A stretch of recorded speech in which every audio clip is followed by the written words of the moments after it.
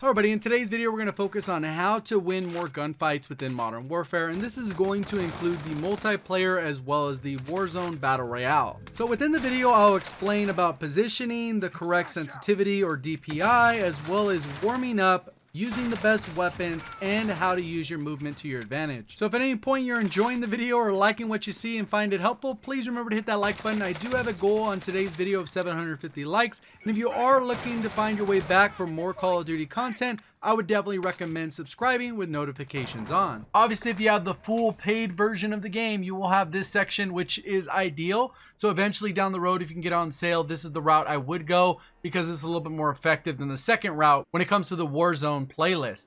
So first thing we'll do is take a look over here is the private match section, custom game, and you can actually modify a lot of the different settings. For the mode, I would choose free for all. As far as the game settings, you can put whatever time limit you want. Ideally, you want to raise the score limit to whatever. So if you're looking to just play for 10 minutes, warm up for 10 minutes, you can put this score to 450, and odds are you're not going to be able to hit that within the 10-minute time limit. Then you're going to tab over to the team aspect, and then you can do radar always on, and you're going to put that as constant because you're going to want to know where people are, so immediately you could just be snapping on and getting into those gunfights as fast as possible.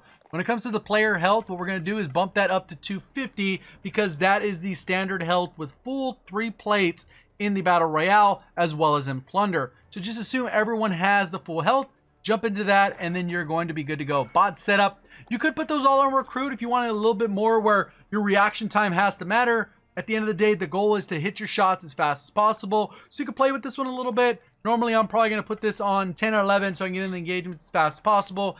Then load it up with Recruit difficulty and just run around full sprinting. Just continue to firing with the weapons I would use out of my loadout drops or the most common drops that appear within the Battle Royale. So for example, when you go to your different loadouts, one thing you could do is if you wanted to really practice on a drop weapon, I would probably go with the MP7 as one of the best weapons and no attachments. Just practice with that, warm up, see how that feels, just so you can get your shot as accurate as possible. And that's going to be where you can also find the right sensitivity for you. Personally, I'm running with a 6.8. But there's plenty of people that will play with a 1010, 2020. That's just going to be variable depending on you. My personal preference on the aim response curve is standard. Another popular one is dynamic. So I would probably experiment with both if you're really struggling to find out which one you want to use. I use disabled for the controlled vibration, and aim assist standard is the best option. You could experiment if you want, but standard is the best. So now that we got that out of the way, the other option you can do is if you wanted to just kind of warm up solo, you could probably go to the practice modes and you could do the orientation. I don't really think that's all that effective. You could go to the Battle Royale practice, and when you load in, it's going to drop you down. You're going to pick up some random weapon, and you're going to be able to experiment with the floor loot weapons. That's going to be the SCAR, LMG, your pistol mechanics. So maybe you just run around and try and get as many pistol kills as you can, because a lot of players probably struggle on landing and trying to get a kill with the pistol because you're going to have to land multiple shots. So you just kind of have to balance that in there all together. And then the last thing I would do is if you want to practice, warm up with your weapon, because maybe you're going to play the Battle Royale where it's only pretty much one life. Then you got the Gulag, and then you're lucky somebody could buy you back. There's a little bit of variable where you can come back into the game, but Plunder is probably where you're going to be able to maximize and experience the weapons the way you have them designed. So personally right here, if I go to my loadout, my first one is going to be the Growl. And if I want to practice with the Growl, get my shot a little warmed up, and I did not have that first option to go into a custom match, I could just go in here, select it, and then when I load into Plunder, just focus on kills, making sure you're hitting your shots, less about actually gathering money. Personally, that's what I would do. Those are your main options. Now we'll go ahead and talk about some different tactics to improve within those individual gunfights. So even though I touched on it in this first portion, one thing I'll elaborate a little bit more on is the overall sensitivity and DPI. You just want to practice with this until you find what works for you. Obviously, if you're on controller, you want to make sure that you're able to hit your shot. Since a lot of engagements are taken at a little bit further ranges, it could be beneficial to lower your sensitivity, but at the end of the day, all you want to do is making sure that you're hitting as many shots as possible, regardless of the range. And you obviously got to account for bullet drop, especially if someone's beyond about 150 to 200 meters. The bullet drop becomes much more noticeable as they move horizontally or laterally across your screen. And the same goes for anyone on keyboard and mouse. You're going to want to make sure you have the right DPI settings and in-game settings combined with that. Obviously, you can go out of your way to copy somebody, but you got to find what works for you. There's some people that are playing with their wrist. There's some people that are playing with their whole arm. Some people have a full desk setup that is very comfortable with the right height adjustments. You got to definitely find out what works for you, and it's not going to be the same for everyone. That's why practice makes perfect when it comes to finding the right sensitivity. The next thing we'll focus on is overall positioning. There's certain different key things that are going to be important. It depends on where the circle is. Ideally, you want your back as close as possible to the circle so you know that you're not going to get shot in the back. And that's obviously for a little bit newer players where you're not sure exactly where the enemies are going to be coming from. But with experience, you kind of develop where the better positions are. Normally, it's going to be the high ground with cover. And there's a lot of different balance between that because there's rocks, buildings, and there's different things that are higher than others. And again, those things will move with the zone. So try not to get caught off guard, knowing that, hey, I might have to move from this spot to the next spot. Where is the high ground? Likely somebody is going to be in that position if you haven't already taken that spot. And if you've made the assumption that somebody is in one of these power positions, then you're going to have to decide how you need to navigate from where you're at to what point of the map you want to get to, acknowledging that somebody could be shooting you from that area, whether they're going to be sniping, whether they're going to be using a launcher, whatever the case is. You have to factor that into account into your positioning, because obviously if they're up top, unless you're catching them off guard with a nicely timed sniper shot, odds are you're not going to be able to win that gunfight if the building is incredibly large. And we're talking about Divorce District.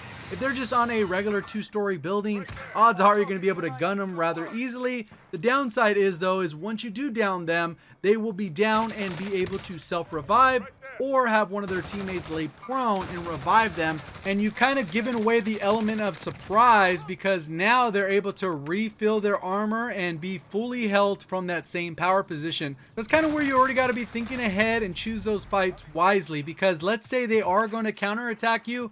Does your current position provide enough cover for you to reset the fight? And that's one of the next tips that's very important when it comes to gunfights, is resetting the fight. If you aren't familiar with what this is, it basically sets it back up to neutral, where you know where the enemy is, they know where you're at, but you guys are both back to full health. And a perfect example of that is the example that I just went through, where you were able to snipe someone, they self-revived or their teammate revived them, they come back with full armor, and now the fight is completely reset, where you guys can go ahead and go back at it again.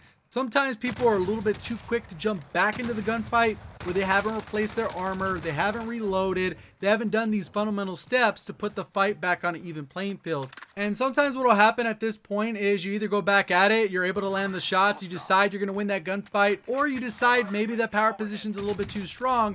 You just got to rotate away from that fight completely and maybe live to fight another day. And what I mean by that is you might get to another position where the zone actually forces those individuals out of that power position, and it ends up being much more of a neutral gunfight. And that one's really going to be dependent on your skill level. Sometimes if you have a squad of 3 and there's only one guy sitting up top of a building, it might make sense to rush them in that position, even though they do have the power position, but you just kind of got to play it by ear. Every match is going to be completely different, and it's going to kind of come down to how skillful you think that player is and how confident you are in the people that you're playing with or your own individual skill. So the next thing we'll talk about is overall loadouts, and I think this one is where people kind of get tied up, because a lot of people want to have variety within the game, but unfortunately there is not enough balance to have variety within the game. So more often than not, you're going to see people using the best weapons, and if you're choosing to not use the best weapons for whatever reason, you're going to put yourself at a huge disadvantage. And in one of my recent videos, I included the top 5 weapons and top 5 perks within the Battle Royale,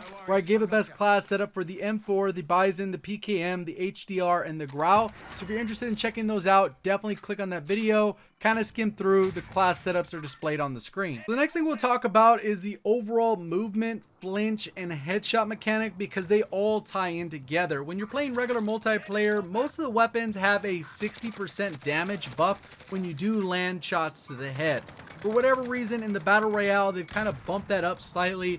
No way to have an exact number, but it does look a lot stronger for majority of the weapons. And normally that would be a good thing in my opinion, because it would reward skill, because obviously it takes a lot more skill to land a headshot than it does a body shot. But unfortunately, the game does have built-in flinch or shot punch, which will actually kick your crosshairs a little bit higher when you're aiming and it benefits the lesser skilled player. And why I say lesser skilled is because it's going to generally benefit the player that fires second, because obviously if I'm firing for the chest, enemies firing for the chest, but I happen to land the first shot, their first shot can actually land at my head, so in reality they end up doing more damage than I was doing because I ended up shooting first. And it's usually not a huge deal because the headshot multiplier isn't that high, but obviously when you boost that up to an extreme level, it ends up playing a huge role in a lot of gunfights, sometimes giving you that feeling as if you were just insta-killed. So now that we understand that particular mechanic, let's go ahead and talk about overall movement. There's 3 different types of what I would call advanced movement. You could jump, you could slide, or you can go for the drop shot. And I think it's really going to depend on the weapon. I think if you have a little bit more mobility, you can go for that jump shot. You can go for a slide if you're going to go for the hip fire kill, so making sure that the weapon is probably an SMG or you're barrel stuffing them so you can make sure you get as many of those shots land as possible, because the problem with the slide or even the drop shot compared to the jump shot is that you're basically putting yourself at risk of getting insta melted by getting headshotted. So that covers the basic tips on how to win more gunfights. I think I'm going to do a little bit longer tutorial on accuracy, but that really comes down to you guys, and that's something you guys want to watch. Let me know down in the comments section if you're interested in finding out more tips on how to land more shots so you can win more gunfights. And a quick reminder, if you did enjoy the video anyway, let me know by hitting that like button. I do have a goal on today's video again of 750 likes, so if you could help me out hitting that number, I would definitely be appreciative of that. And if you are brand new to the channel or you just haven't yet subscribed, definitely consider subscribing with notifications on so you'll be able to find your way back to the channel. Appreciate all the support on the content. Thank you for watching. As always, have a great day.